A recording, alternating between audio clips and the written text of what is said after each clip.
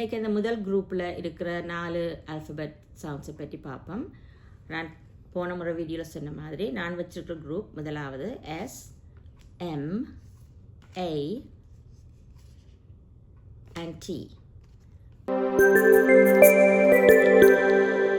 Hello, welcome to Grow Bright Kids channel. என் பேர் பிரபா. நான் 2 வயசுலேருந்து 9 வயசுள்ள பிள்ளைகளுக்கு படிப்பிச்சு கொண்டிருக்கிறேன். இந்த சேனல் நான் விசேஷமாக சின்ன பிள்ளைகள் உள்ள பேரண்ட்ஸுக்கு எப்படி அவங்களுக்கு ஆல்ஃபபெட்ஸ் சொல்லிக் கொடுக்கலாம், எப்படி வாசிக்க சொல்லிக் கொடுக்கலாம், எப்படி கணக்குகள் நம்பர் சொல்லிக் கொடுக்கலாம், என்ன மாதிரி அவங்களுக்கு டிசிப்ளின் சொல்லிக் கொடுக்கலாம்ன்றதை பற்றி சேனலாக இருக்குது. நான் இந்த கிளாஸில் நான் என்னென்ன நான் சொல்லிக் கொடுத்து பிள்ளைகளுக்கு அது வசதியாக ஹெல்ப்பாக இருந்ததோ அதை நான் சக்ஸஸ் ஆன விஷயங்களை நான் உங்களுக்கு பகிர்ந்து கொள்ள விரும்புகிறேன். போன முறை நீங்கள் என்னை மிஸ் பண்ணியிருந்தால் இந்த சேனலை நீங்கள் கீழே லிங்க்கை போய் கிளிக் பண்ணி நீங்கள் போன முறை சேனலை நீங்கள் பார்க்கலாம். இந்த நான் கண்டினியூ பண்ணுறேன். அந்த சவுண்ட்ஸ் SMAT எப்படி சொல்லி கொடுக்கலாம்ன்றதை நான் இந்த முறை சொல்லி கொடுக்க போகிறேன். வாங்க வீடியோக்குள்ளே போ. இன்றைக்கு இந்த முதல் குரூப்பில் இருக்கிற 4 ஆல்ஃபபெட் சவுண்ட்ஸை பற்றி பார்ப்போம்.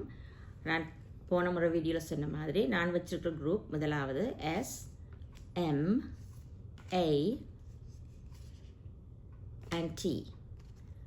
அப்போ இதில் நாங்கள் முதலாவது பிள்ளைகளுக்கு சொல்லிக் கொடுக்க முதல் அவங்கள நாங்கள் இன்வைட் பண்ணணும் தானே வர்றதுக்கு.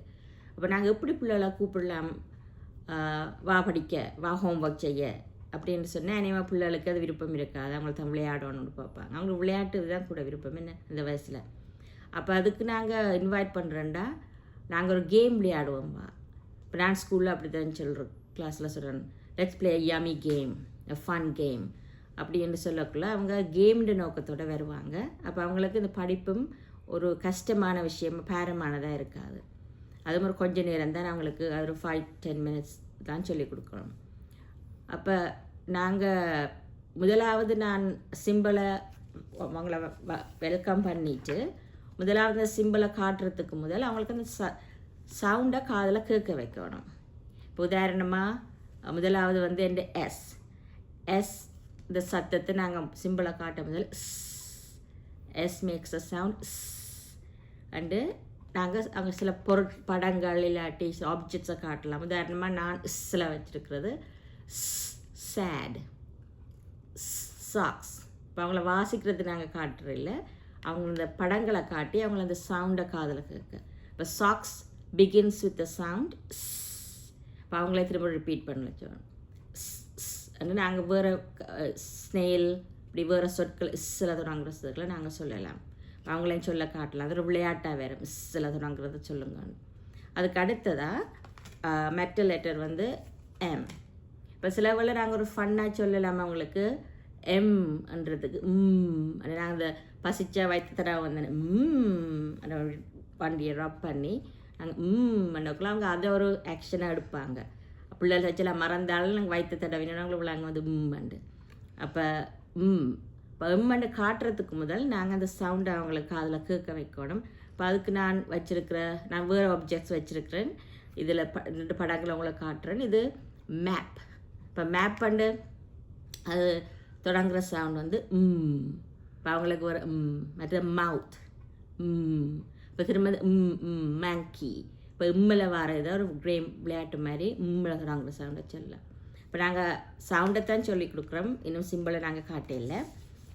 அடுத்தது வந்து A.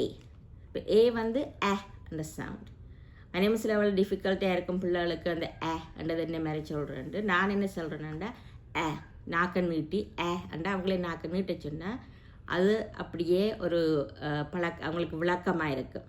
தனியாக வாய்க்குள்ளேயே அண்டாமல் இப்போ அவங்களுக்கு அது ஒரு எம்ஃபசைஸ் பண்ணுறதுக்காக அது கூட எம்ஃபசைஸ் பண்ணுறது எங்களை எக்ஸாஜுரேட் பண்ணி செய்கிறதுக்கு நல்ல பிள்ளைகளுக்கு. இப்போ அதுக்கு நாங்கள் வச்சுருக்கிற சவுண்ட் இப்போ இதில் வந்து ஆக்ஸ்ன்றது இப்போ அதை விட வேறு ஆண்ட், ஆப்பிள். இப்போ அதில் நாங்கள் சொல்லக்கூடிய நாங்களே நாக்கை ஸ்டிக் பண்ணி சொல்லக்குள்ள அவங்களுக்கு அது அப்படித்தான் சொல்லணுமெண்டு வரும். இப்போ அது மாதிரி கடைசி சவுண்ட் வந்து T. ஸோ T வந்து சவுண்ட். ஸோ அகெயின் நாங்கள் சவுண்டை தான் சொல்லி கொடுக்குறோம். இந்த ஆப்ஜெக்ட்ஸ் நாங்கள் அவங்களுக்கு ஆப்ஜெக்டை காட்டுறமே ஒழிய சிம்பிளை நாங்கள் காட்ட மாட்டோம். அப்போ ஸோ டொமேட்டோ, டென்ட். அப்போ டீங்கிற வேறு சொற்களை சொல்லலாம். ஒன்ஸ் அவங்க எல்லா சவுண்டையும் இந்த சத்தமும் கேட்டு அவங்களுக்கு பழகினோடனே இப்போ நாங்கள் அவங்களோட கேம் விளையாடலாம். Okay, snake begins with what sound. அப்போ அவங்க turtle begins with what sound. இப்போ அப்படியான இந்த 4 எழுத்தையும் வச்சு அங்கே கேம் விளையாடலாம். அதுக்கு பிறகு நாங்கள் அவங்களுக்கு அந்த லெட்டர்ஸை அவங்களுக்கு இன்ட்ரடியூஸ் பண்ணலாம். அந்த நேரம் நாங்கள் சொல்லலாம்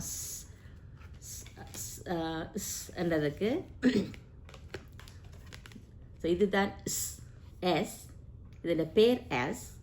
இது மேக் பண்ணுற சவுண்ட் வந்து இப்போ அவங்களுக்கு அந்த பேரும் தெரியும், சவுண்டும் தெரியும். So his name is S, he makes the sound. அப்போ அதுக்கப்புறம் நாங்கள் ஆப்ஜெக்ட்ஸில் காட்டக்குள்ள அவங்க அதில் அசோசியேட் பண்ணக்கூடியதாக இருக்கும். மற்றது இது வந்து எம், அதே மாதிரி தான் எம். நாங்கள் பிறகு அந்த அவங்களோட சிம்பிளை காட்டிக்குள்ள நாங்கள் அதை பிறகு அதோட அவங்களோட அசோசியேட் பண்ணக்குள்ள அவங்களுக்கு விளக்கமாக இருக்குது. அப்போ இந்த ஆக்ட் இந்த 4ம் நாங்கள் கொஞ்சம் காலத்தில் ஒரு கிழமைக்குன்னா அதோடைய நாங்கள் ஒரு விளையாட்டை விளையாடி கொண்டிருக்கக்குள்ள அது அவங்கள மனதில் போகும். இப்போ அடுத்த வீடியோவில் நான் எப்படி இதை அவங்களுக்கு இந்த 4 சவுண்டையும் வச்சு பிளெண்ட் பண்ணி எப்படி அவங்களுக்கு வாசிக்க இலகுவாக சொல்லி கொடுக்கலாம்ன்றதை பற்றி பார்ப்போம். உங்களுக்கு இந்த வீடியோ பிடிச்சிருந்தா நீங்கள் சப்ஸ்கிரைப் பண்ணி லைக் பண்ணுங்கள். உங்களோட ஃப்ரெண்ட்ஸ் யாருக்கும் இது பிரயோசனமாக இருக்குமென்று கண்டால் அவங்களுக்கும் நீங்கள் ஷேர் பண்ணலாம். அதோட உங்களுக்கு ஏதாவது விருப்பமான விஷயங்கள் கேட்க விருப்பமாக இருந்தால் நீங்கள் காமெண்ட்டில் போடுங்க. நான் அதுக்கேற்ற வீடியோவை நான் உங்களுக்கு அதுக்கு நான் ப்ரிப்பேர் பண்ணி தருவேன். இப்போ நீங்கள் என்ன மாதிரி பிள்ளைகளுக்கு ஆல்ஃபபெட் சவுண்ட்ஸ் சொல்லி கொடுக்குறீங்க, உங்களுக்கு ஒரு வேறு மெத்தட் இருக்கலாம். அப்படி ஏதாவது இருந்தால் நீங்கள் காமெண்ட்டில் கொடுங்க. அதுவும் மற்றவங்களுக்கு வாசிக்கிறவங்களுக்கு உதவியாக இருக்கும். மற்றது பர்சனலாக உங்களுக்கு எதுவும் கோச் வேணுமென்றாலும், கோச் பண்ணணும் சில லெசன்ஸ் இருந்தாலும் அதுக்கு நான் ஹெல்ப் பண்ணலாம். பர்சனல் கோச்சும் நான் செய்கிறேன். அப்படிக்கான பேரண்ட்ஸ்க்கு நான் ஹெல்ப் பண்ணியிருக்கிறேன். இப்போ உங்களுக்கு விருப்பமாண்டா கீழே இருக்கிற லிங்க்குக்கு நீங்கள் கிளிக் பண்ணி நீங்கள் ஜாயின் கேட்கலாம். Okay, thank you so much. நாங்கள் அடுத்த முறை சந்திப்போம். பாய்.